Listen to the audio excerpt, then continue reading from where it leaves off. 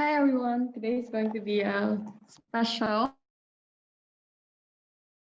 Today is going to be a special Kenalan series, and we are going to be accompanied by our friend over at Brain Boss, Dyah Heliades.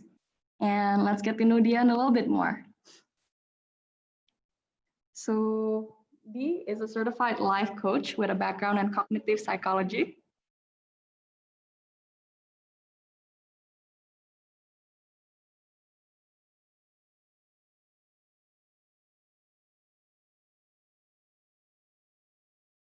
Okay, so Dee is a certified life coach with a background in cognitive psychology and full stack web development. She's obsessed with learning about how our brains manipulate us and how to turn the tables.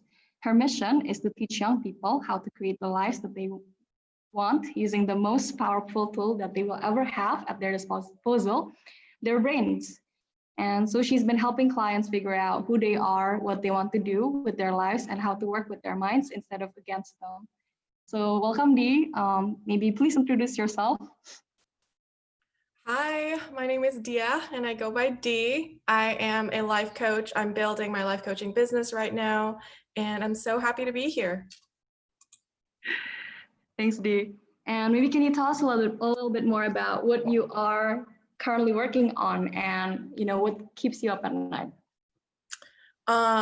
I'm currently working on my business as a solopreneur life coach, which I think every word in there is a kind of like not common. Yes, feel free to explain all of them. Yeah, and well, I'll go into what life coaching is later if that might be helpful for your viewers.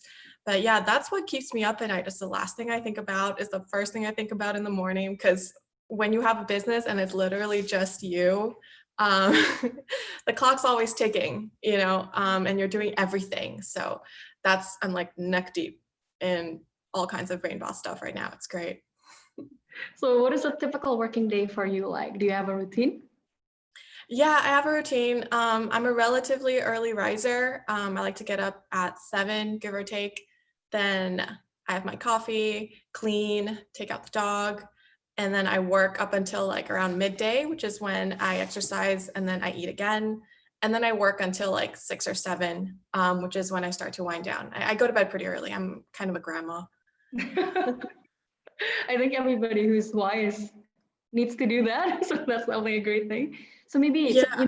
like, how did you get started in life coaching? And to be honest, like in Indonesia, there's not a lot of life coaches. And so how has it been like for you? And how has it been like starting out, a new venture with a new industry that people may not know about? So I discovered life coaching through a podcast. My coach was Cara Lowenthal. She is incredible. And that really just woke me up in such a big way. And it's changed my life, and it's still changing my life. And that's what made me realize, like, oh my God, this is what I want to do. I want to liberate people from their subconscious thinking, because that's what holds us back in almost in every single case. So, and this also is a great way for me to use my degree, because before I looked into joining the scientific community and doing research, conducting experiments and all that. But once I discovered life coaching, I was like, this is it. This is exactly how I'm supposed to use it. And it's really interesting being kind of the pioneer in a whole new industry. It feels a bit lonely, not gonna lie. And it's been fascinating to me to see the difference between the Western culture and the culture in Indonesia as it surrounds mental health and life coaching.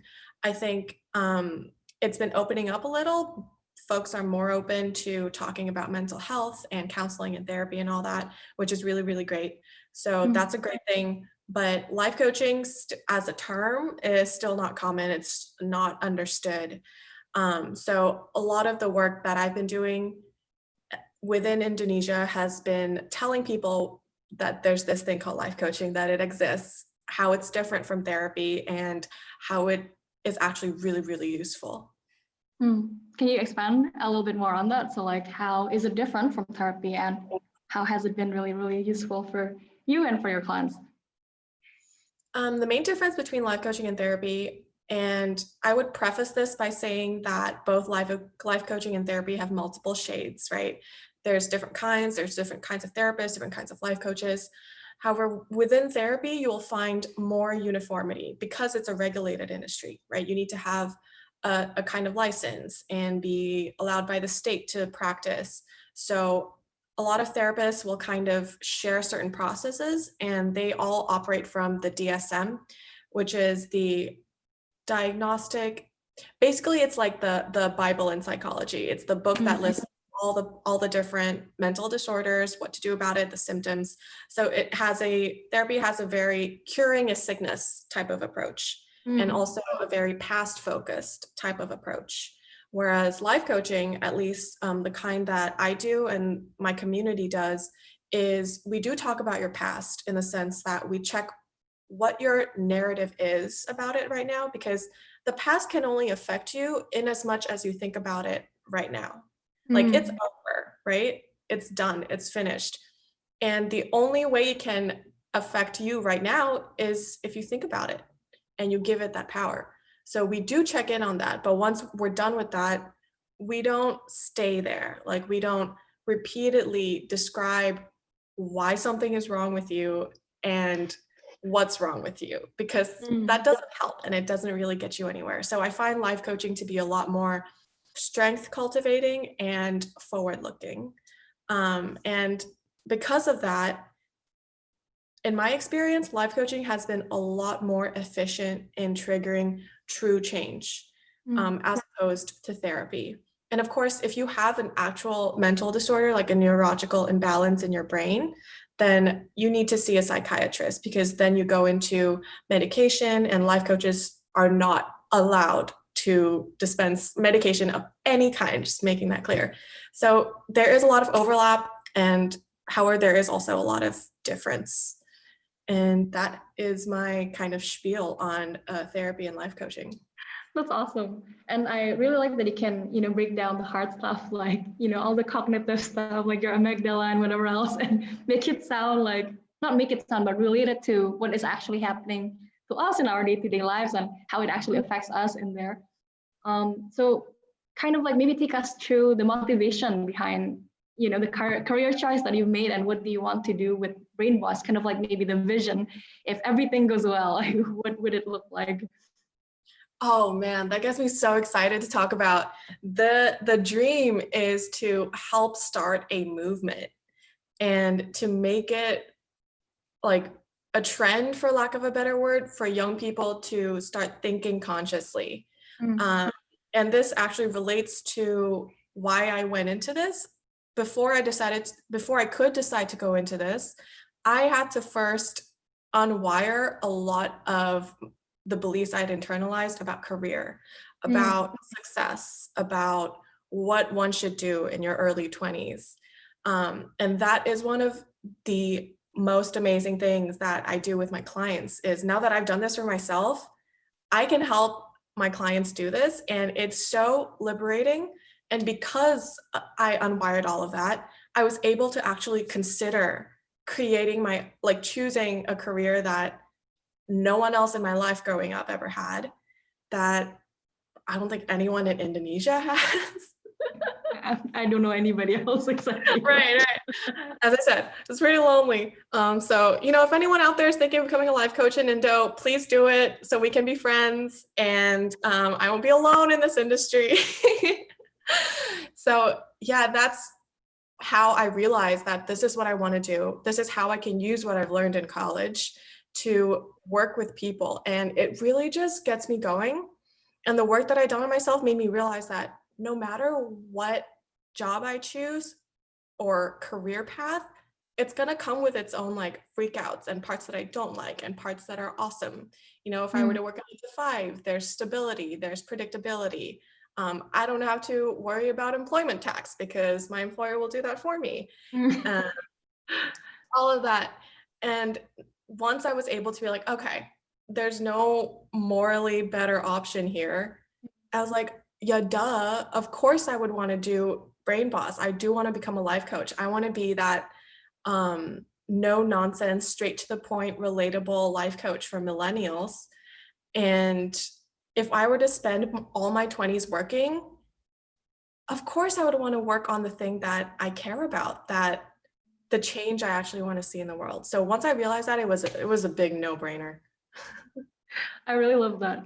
But so I think, you know, you mentioned a little bit in terms of internalizing what career is supposed to look like, what success is supposed to look like. Now that you've just gone out there and do it, like, was there any truth to what you've internalized before? Like, or did you dispel a lot of the things that you internalized before about careers and about success by doing this and taking the plunge?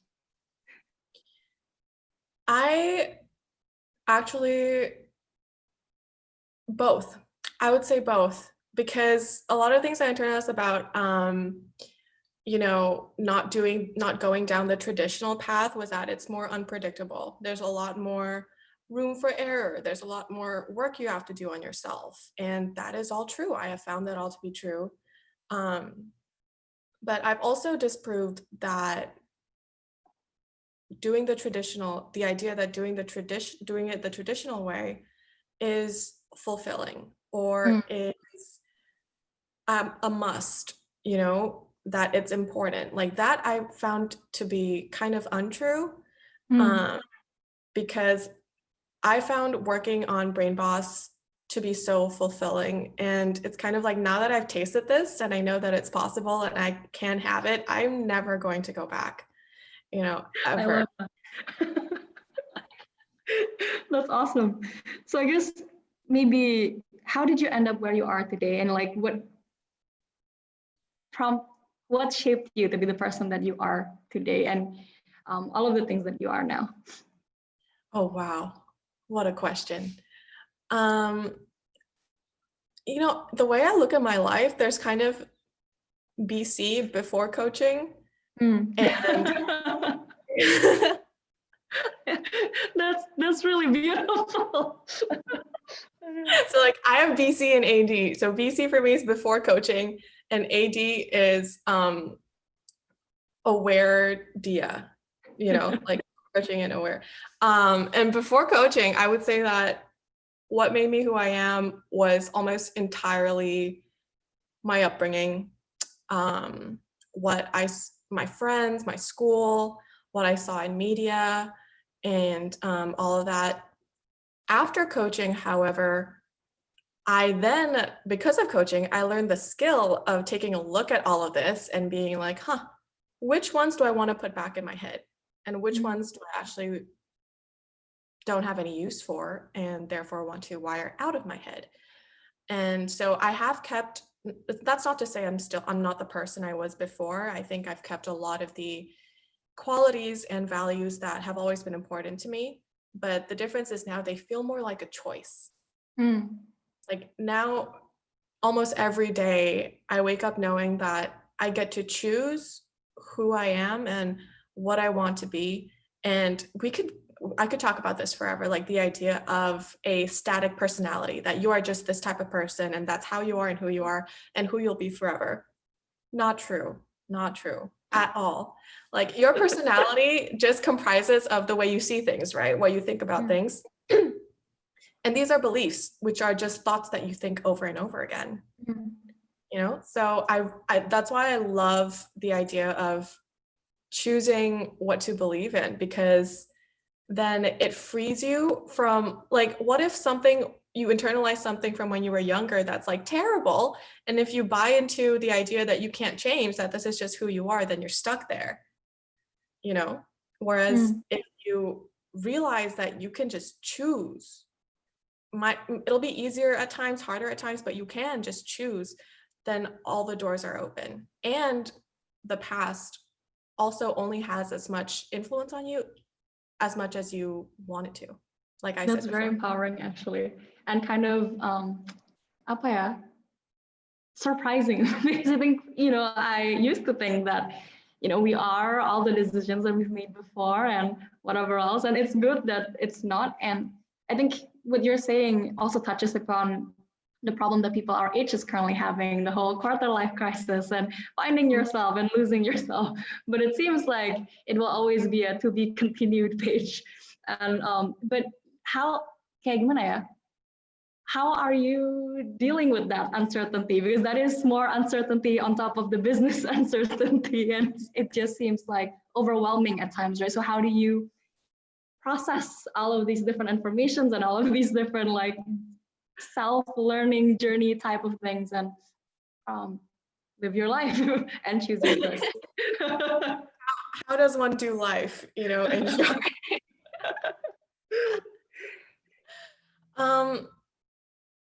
Well, a lot of the uncertainty I dealt with, when I worked on my beliefs about career in general.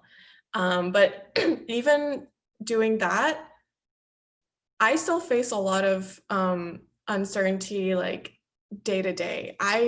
For sure still have drama about where I am, what I'm doing. And this is why I know so well what our peers are going through, what we are all going through together.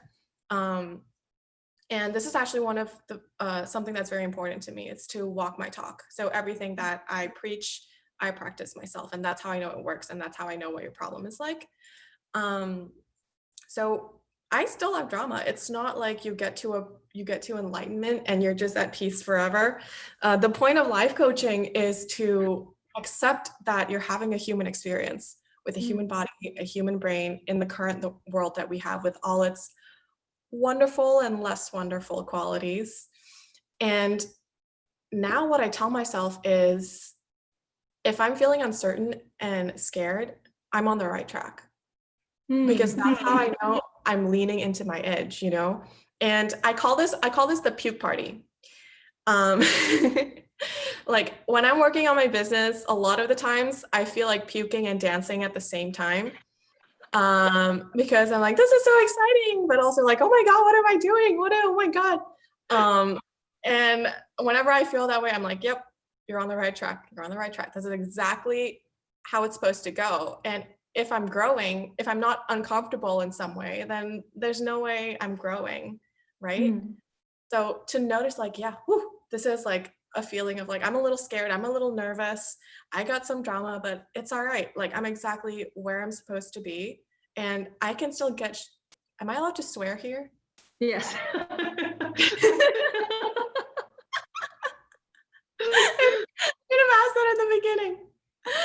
But you can still get shit done even if you're freaking out. And that is also an important skill to have.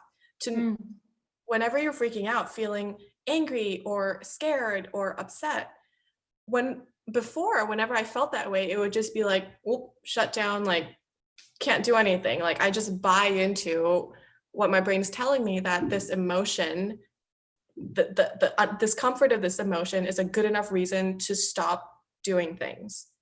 Lie. That's a complete lie. So I learned how to still do stuff that I plan to do and to make decisions even when my brain's freaking out. And ironically, or maybe obviously, this is how you actually teach yourself that you can count on yourself, and that when things are uncertain, nothing's actually going to happen to you. And over time, this freak out will just keep decreasing because you don't act on it and you don't give it the reins over your day, over your focus session, or whatever it is.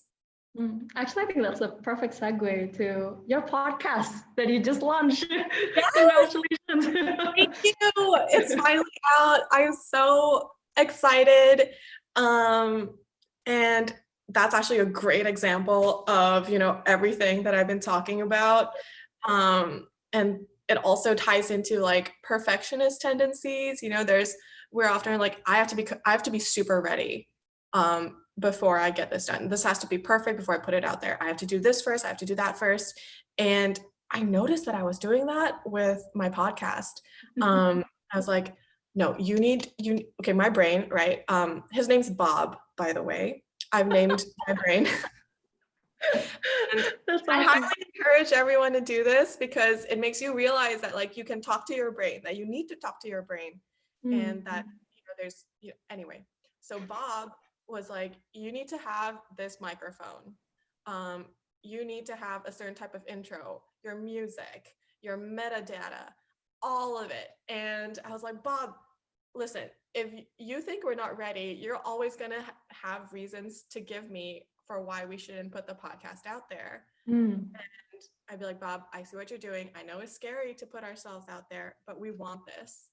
And so I put it out there, and I kind of screamed a little bit when I clicked publish, but it's so exciting, and it's so cool to like go on Spotify and be like, that's me. That is indeed awesome. And I think it's also kayak gimana ya, you sharing that, it also shows what you have been saying before, that it is always a work in progress, and you have to continually check yourself to make sure that you are not going to let your brain run your life instead of you running it with your brain. I think, which is a part of your mission statement. Yeah. Definitely, because you're always continue.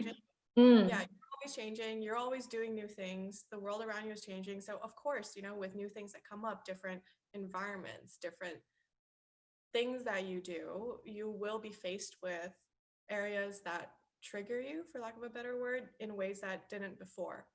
And so it's not like, I mean, unless you just wanted to kind of live the same day every single day, which I don't think is possible, then it's always a work in progress. And what you get better at the process of coaching yourself, but the content will always change.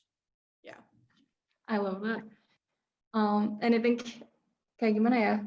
So when choosing your own path, what are some of the most important things to ask yourself? Because I think that's also another thing that you really believe in. Ask yourself the hard questions and see where it leads you.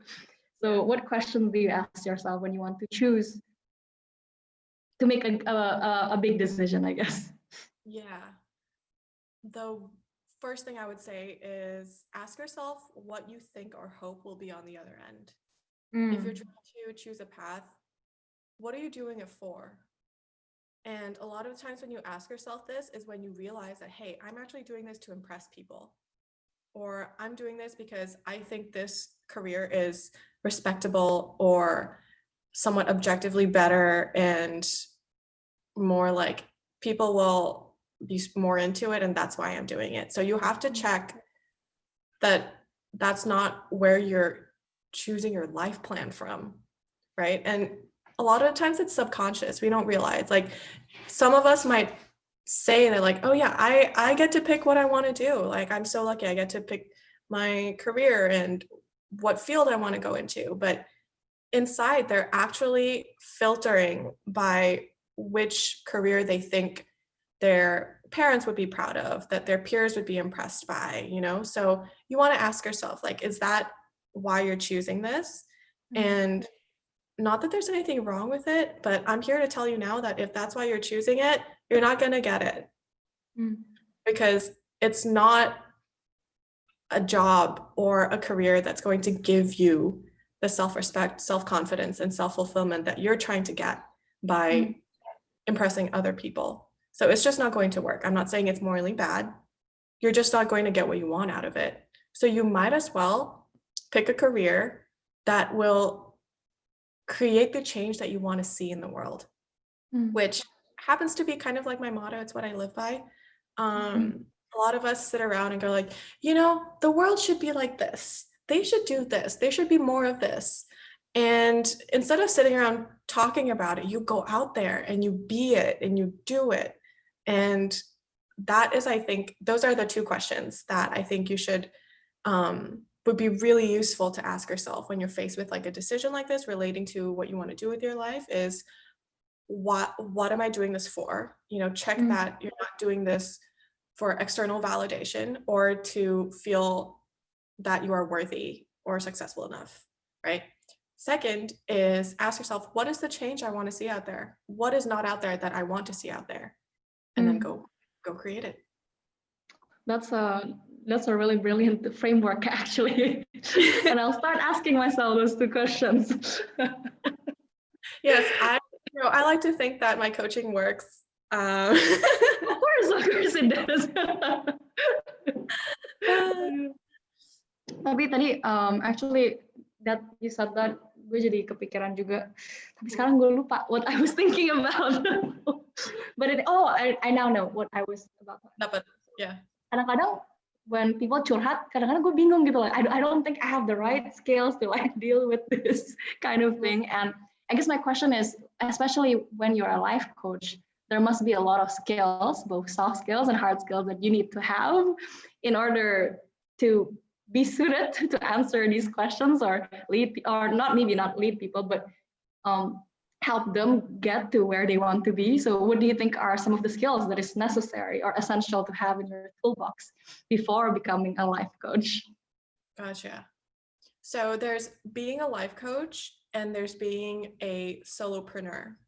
And two completely different things, because you can be a life coach without having your own business. You know, there are companies out there that employ life coaches.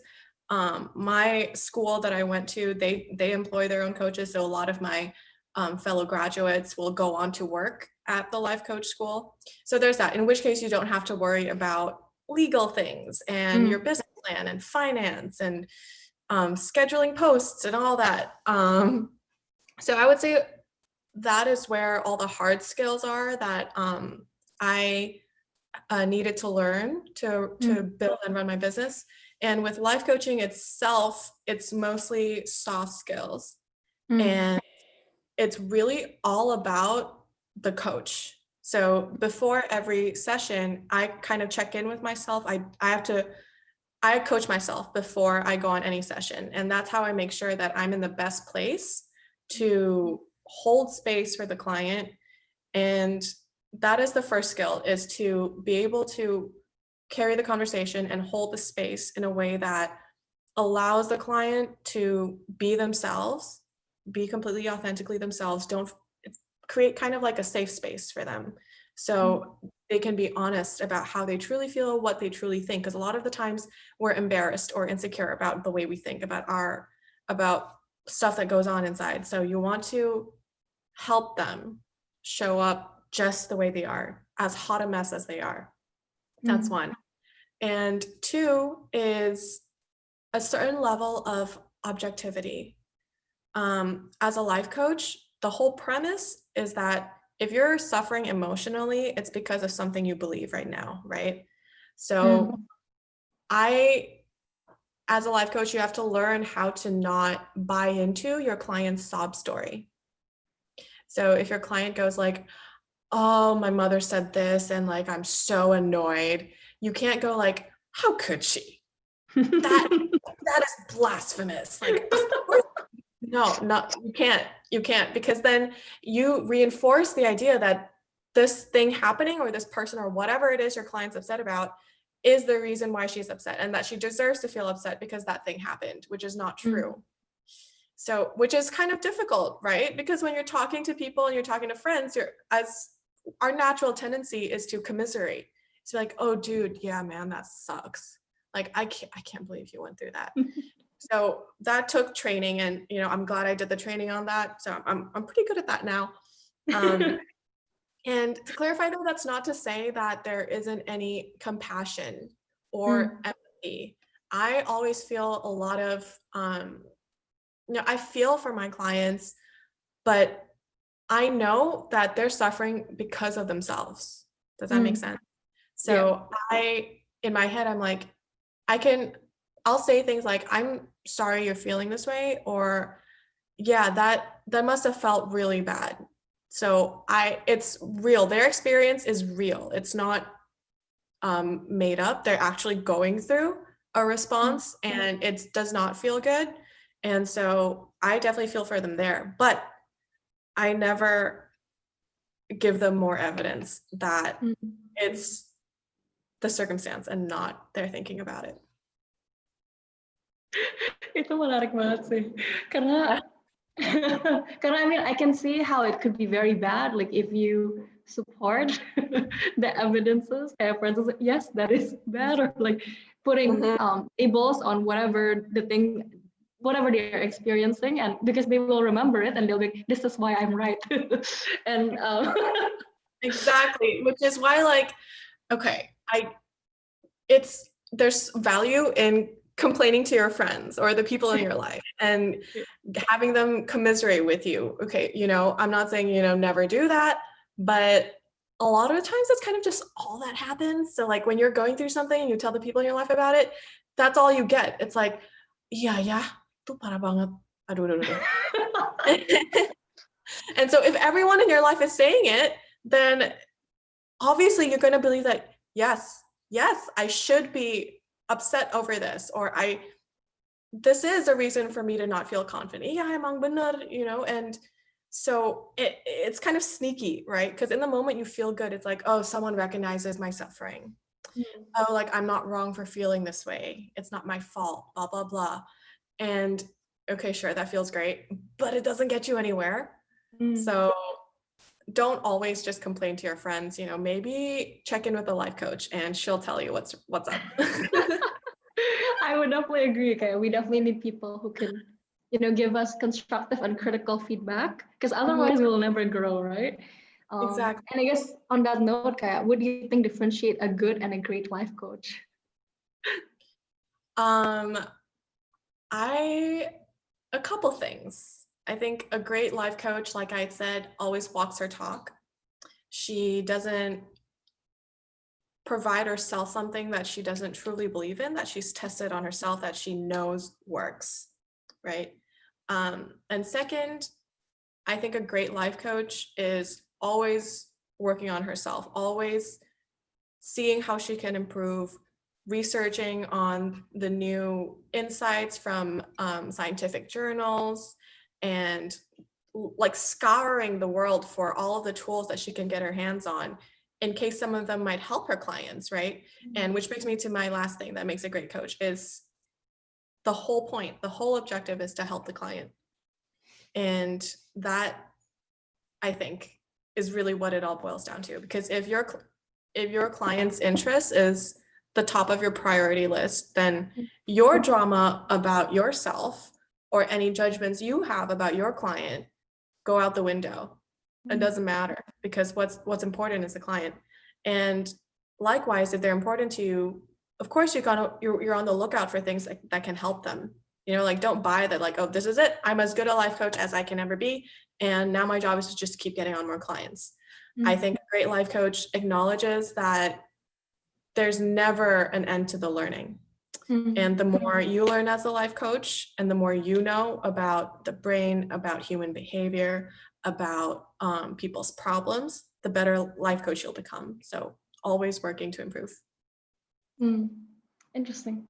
In the general landscape, is there anything about being woman that aids or apa sih namanya? Either is an advantage or a disadvantage of you being a woman as a person in this industry? That's a really interesting question. And now that you ask it, I'm realizing that as an industry, life coaching, I think, is a lot more friendly to women than other industries.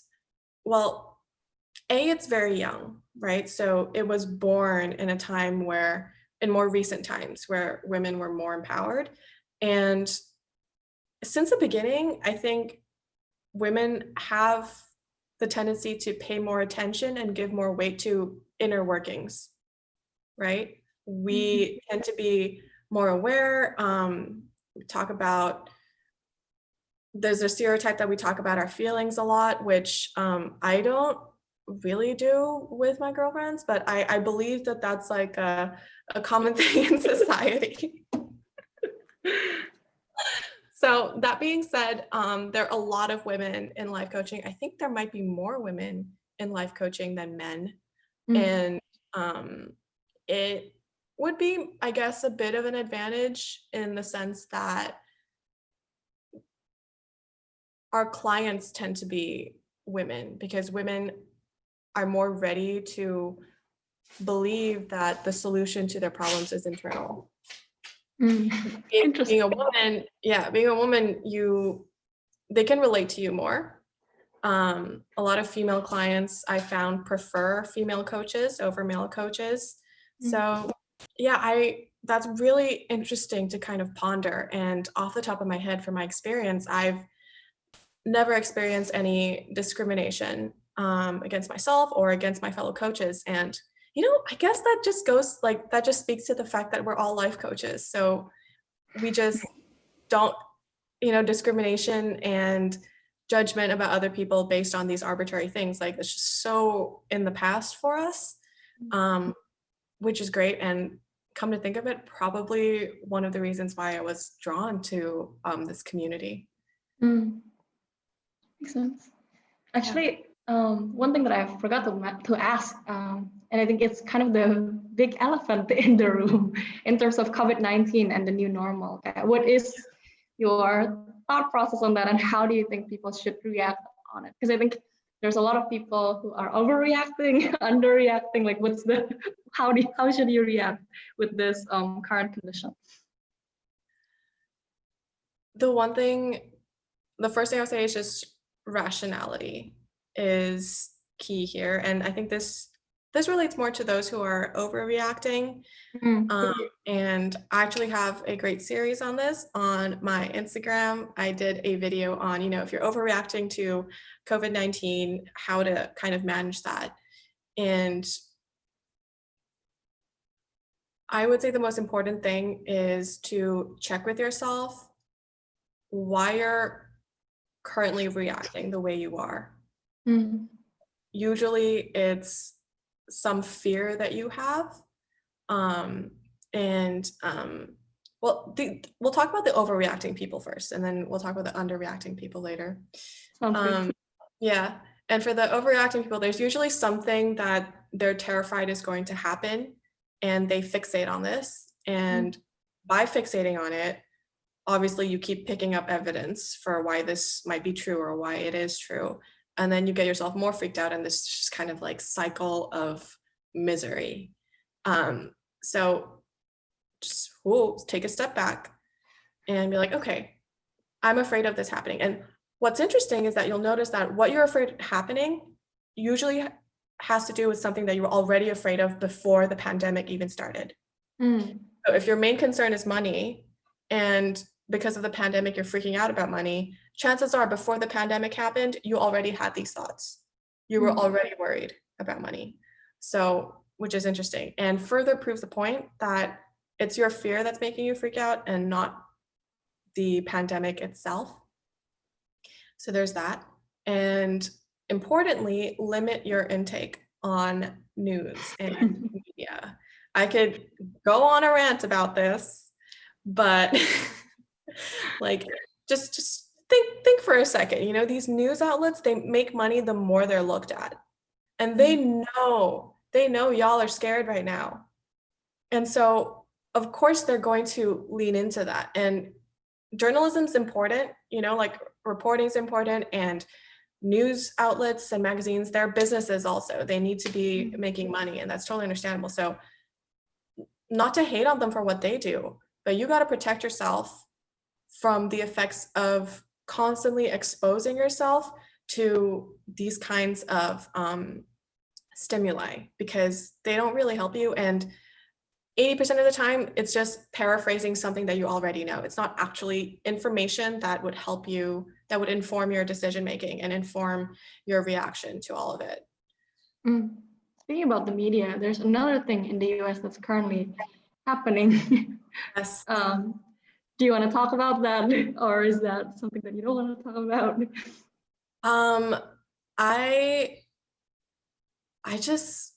I'm not opposed to talking about it. I just don't feel I am in a position where I know enough or I've experienced enough to really give insightful feedback on it. So like just on a case-by-case basis, I would like to know more about the specifics of what happened to be able to talk about this specific instance. But when it comes to African American people in general and racism and all of that, I find it just kind of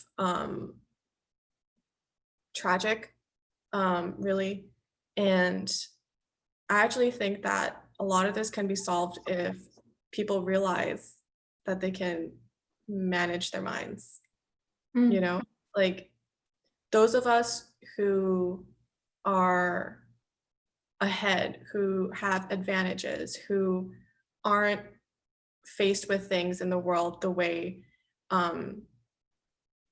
African Americans are here in the States, for example. Being aware that you're ahead, that you have this advantage, that things aren't the same for you as they are for them, that I think goes a long way. Because once you're aware of that, that informs your behavior, your decisions. And that's, I think, just the one area that I have some insight on as like a person who, well, I've gone some racial discrimination before, but barely. Like the worst thing that happened to me was some dude yelled at me on the street and asked me where the egg tarts were. What? Or the dumplings were. Yeah. Hey, where are the egg tarts? So I personally haven't really experienced a lot of discrimination, so I can't speak for, I don't feel like I can speak for people who've gone through that and how to deal with that, just because I don't know, I have no idea what it's like. But as a kind of watcher or even a unaware perpetrator of racism sometimes, that's what you can do to help, to recognize it in yourself and to understand that it doesn't mean you're a bad person. If you realize that you're more racist than you thought you were, or that you have these prejudices and judgments that you just weren't aware of. A lot of us just feel so terrible when we realize, or we don't want to admit to ourselves that we are biased. Like, come on, like, get over yourself. The very least you can do is recognize your biases and not to pretend that you don't have them, and not to pretend that this isn't a real thing, that it's not going on. Those are my current 2 cents about it. But it's, again, the world is both wonderful and terrible at times. Yeah. I think it's definitely crazy that that's happening. And, the comparisons that people are doing is apparently there's a protest about getting massages, and the president at the moment is supporting that and thinking that these are good people. And on the other hand, something tragic happened, and and at the same time, I think I saw a Twitter that said, like, for all of those Asian people who are complaining about racism because of COVID-19 and that it's a Chinese virus or whatever else, it's like you cannot be selective about what you care about and what you want to support, and how to be an ally for people who are struggling like the African Americans are. I think, but I guess sometimes, like, for me personally, I'm confused in terms of like how I can be helpful or how I can support people, because I think as you said, like, sometimes we don't know or we haven't experienced the same things that other people have. So kind of like on a personal level, like, how can you support causes and be a champion for human race in general, like, not maybe that's kind of vague, but if you can weigh in a little bit more. But well, of course, like I said before, like, the first and most effective work you can do is with yourself. Like, how you think the world should change, make sure that you're changing yourself in that way. Because we tend to get really busy thinking about how other people should be doing things differently, but we can't do anything about that. What you can work on is what you do in your little bubble of the world, your little corner. Focus on that, and again, be the change that you want to see. Like, really just live it.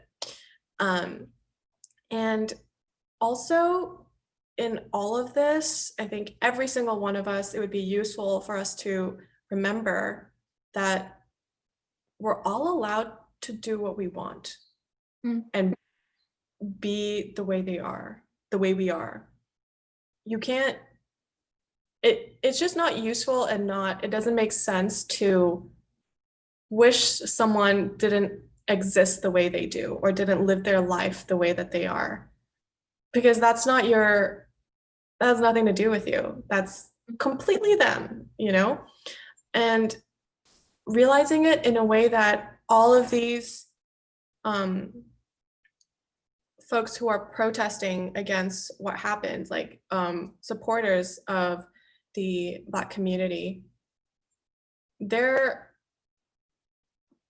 angry and they deserve to be angry, or not that they deserve to be angry, but it makes sense that they're angry because of what they've gone through, because of what they think, because of the, everything. And on the flip side, the people who are racist, they get to do what they want, fortunately or unfortunately. And whether it could be a result of, so it's definitely a result of social structure and, just how culture is built and just the exposure of that over the years, the system in and of itself. So acceptance of the current situation. And I think when I say this, some people might push back in saying that, no, you have to hate on what you don't think should be in the world. You should be angry. You should resist their existence. And to that, I say, okay, you could. How's that working out for you? And chances are it's not actually doing anything. It's not creating change. It's not creating anything new out there that you supposedly are trying to work towards. You just get more and more pissed. And if you don't accept that people can make their own choices and that certain people are making certain choices, then you're not even fully looking at the thing that you're trying to change. Does that make sense? Yeah, that definitely makes sense. Shifting gears a little bit here. Yeah, that was like a thorny area over there. Yeah, but I guess, I just felt like it would really be remiss to not mention the things that are currently happening in the world, and so decided to ask those questions. But I think maybe at the moment, kayak when you're facing challenges as an entrepreneur, as a life coach, as a human being living in the world in general, kayak what is your approach and thought processes like? So for instance, where do you start? I always, whenever you're stuck trying to figure something out, I always tell myself everything is figure outable. Just, that's it. That's it. There's no reason to stop or no reason to assume that something just can't be done. I mean, like levitating probably can't be done, like real levitation. So I'm not saying like, take this all the way, but usually it'll be things like, I don't know how to do the legal stuff. I don't know how to work with this software, or I don't know how to talk to this client. And it's usually stuff like that. And when it comes to that, it's like everything's figure outable. You've figured out so much stuff before in the past. And if you just live your whole life only doing the things that you've already figured out, like, like what? What's going to happen to you? I mean, like that is when you should be worried, is when like you've decided that you don't need to figure anything else out ever, is when I'd be like, honey, so everything's always figure outable. Like with Google and the existence of experts that you can talk to online and social media and everything, there's really no excuse to not figure something out. And I always think about this when I find myself saying like, oh, this is just going to work, or I don't know how. I read this somewhere or something, and it's, you've never seen a cat skeleton in a tree. Aduh,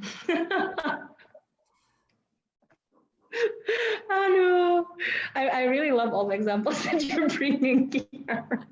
Udah the puke party, and then the skeleton in the tree. Yeah, coaching. Yeah, I love my metaphors. My clients, I don't know if they love them as much as I do, but it's true if you think about it, right? Like if you're the cat, you see cats, actually in real life, you don't really see that often. It's really a TV thing, I think. But anyway, you see a cat up there and the cat's freaking out. It doesn't come down because it thinks it can't come down, and everyone around it buys into the cat's belief that the cat can't come down by itself. And like you bring in like a freaking fire department or whatever. But think about it, if this is like a thing and it's true that they can't come down, you would see cat skeletons in trees. never see cat skeletons in trees because they actually can come down, and it's just a matter of figuring it out. So interesting. And last question before we go into rapid fire.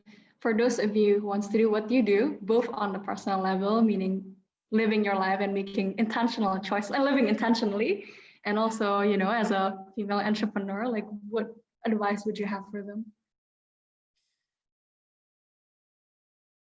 For living your life intentionally, my advice would be first awareness and curiosity.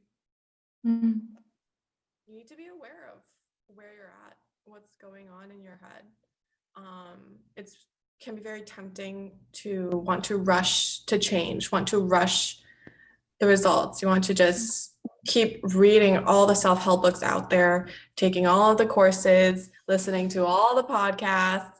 And yes, study is important and it's good. But if you're not applying any of it, if you're not really doing the hard stuff and checking in with yourself, then your progress is going to be a lot slower than it could be. It takes a certain amount of courage to face yourself, really. And a lot of the people that I find, and I've done this before, when you just want to go on like a personal development binge and just consume all of the stuff that's out there, it's because when you're consuming it, you can tell you feel a bit better because you're telling yourself that, oh, I'm working on myself. I'm learning things. I'm reading a self-help book and I'm so going to improve it. It's fine. But what you're actually doing is using it to not face what's inside that you're scared of. I'm so guilty of that. Did I just tell you that hit way too close to home. It's true. And that's why you need a life coach, because she'll remind you and point out that like, hey, this is what you're doing. And now it's time to, consume a little less and maybe let's apply a bit more. And once you get this down and like you get the ball rolling, feel free to keep studying, read all the authors, all of that. But the important part is the work. It's always about the work that you do with yourself. So that's about living consciously. It's like, be brave, be a big girl, big boy, whatever. Stop being afraid of what's inside you.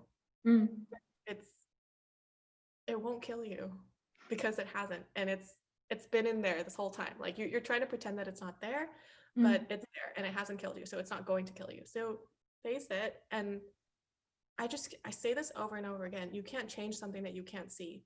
You can't change something that you don't accept the existence of, that you don't recognize exactly where it currently is. Knowing exactly where you are is the only way you can get anywhere else. Because like if you're just looking at a certain point in the distance, you're like, I wish I were there. I wish I were there. How do I get there? You can only plot a path if you know where you are currently. And a lot of us, where we are currently, we think that it's scary and we don't want to look around. We just want to keep looking there. And because it's pretty and it makes us feel good. And I'm like, I mean, you can keep looking at it, but you're not going to get there that way. You know what I mean? Yeah. Spiel on living intentionally. And when it comes to being a female solopreneur, I'm still kind of learning. I am not going to lie, like half the time I feel like I don't know what I'm doing. But the thing is, like, I'm kind of friends with this thought already. I'm like, hey there, yeah, how are you today? I knew you would come up today. And that, so if you feel like you don't know what you're doing, that's not a reason for you to stop. That you don't have to feel completely that you have it together to do things, to move forward. Like, be okay with the randomness and the multiple moving parts. And I'm like really in the middle of it. My business is relatively young. We're not a year old yet. I think we're not even half a year old yet. And I've had to do a lot of little things And so that's a heads up that I would give to any solopreneurs out there is you're like tiny tasks and small decisions that you're gonna have to make. There's so many more of them than you can think of right now. So heads up. And the other piece of advice is freelancers. Those are really great for you to, as a solopreneur, outsource just specific tasks that are the most time consuming that could use an expert. Like those are a godsend. I like that.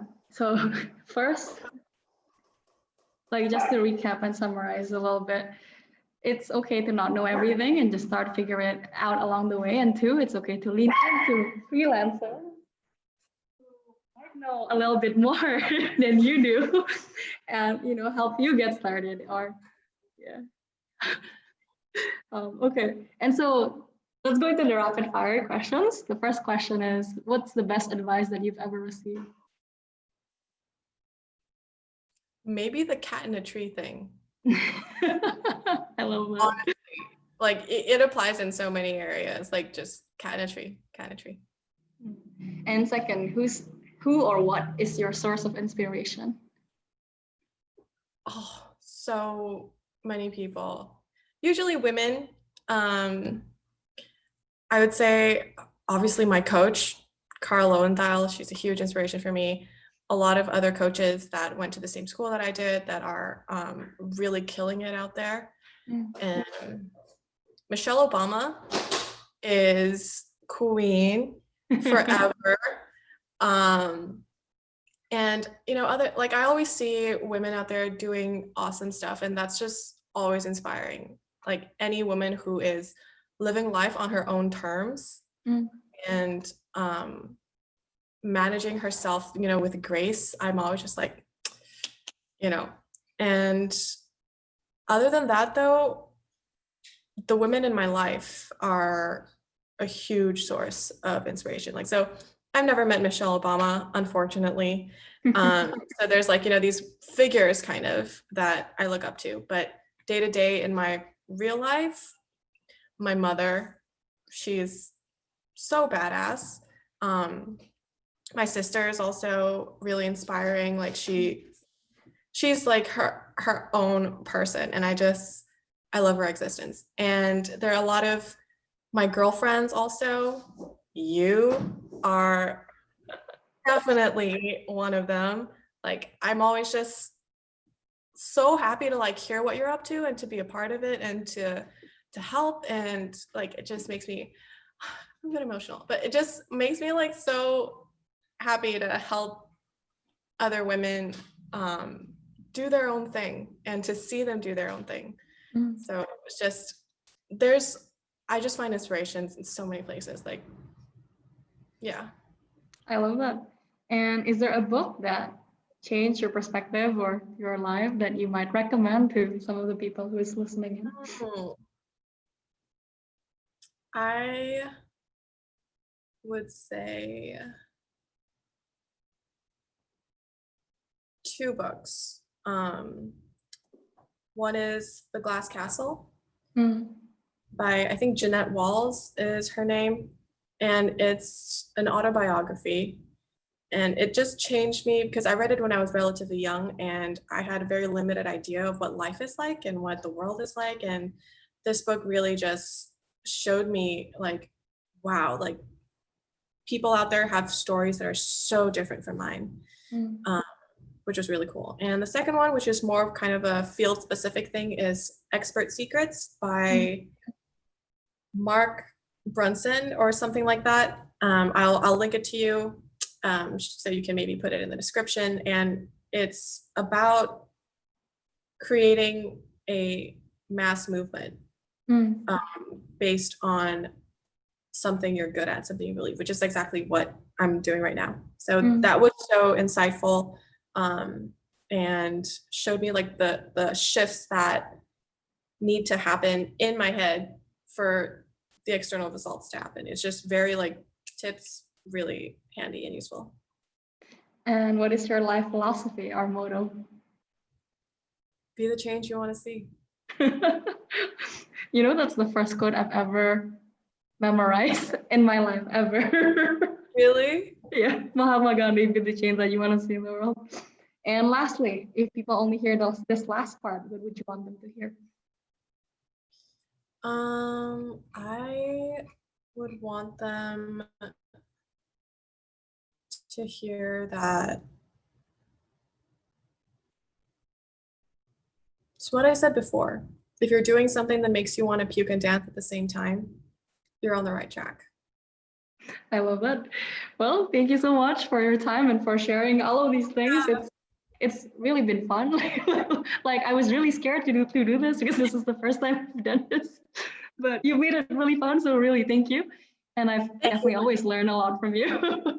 Oh, thank you. Like I always love talking to you. You're so great to like have conversations with, and My True Self is just doing so much good stuff right now. Y'all should check them out. All right, sounds good. Thank you. Bye. Have a great Bye, day. Billy.